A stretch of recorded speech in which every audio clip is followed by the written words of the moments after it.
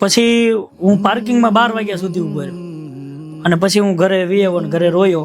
પછી એમ થઈ ગયું કે આ ઇન્ડસ્ટ્રી જ આપણે મૂકી દે, આપણે કલા જગતમાં જવું જ નથી. એકવાર એવો બનાવ બનેલો કે જ્યારે મારે સ્ટેજ ઉપર જવાનું હતું ને તો આપણા આયોજક વાત થઈ ત્યારે બધા મોટા મોટા કલાકારો હતા. એટલે આપણને કીધું કે તમે ઊભા રહેજો પાર્કિંગમાં અને હું સ્ટેજ ઉપર એન્ટ્રી કરાવી દઈશ. તો આપણે શરૂઆત હોય એટલે આપણને વધારે ઓલું હોય ને.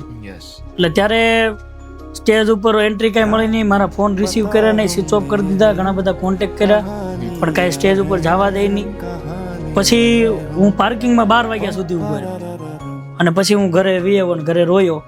પછી એમ થઈ ગયું કે આ ઇન્ડસ્ટ્રી જ આપણે મૂકી દે, આપણે કલા જગતમાં જવું જ નથી. ત્યારથી આમ હટ ફીલ થઈ ગયું. ત્યારે મારા વાઈફે મને હડમત આપી કે ભાઈ એમાં ટેન્શન નહીં લેવું, નવું બધી વસ્તુ હાલ્યા કરે.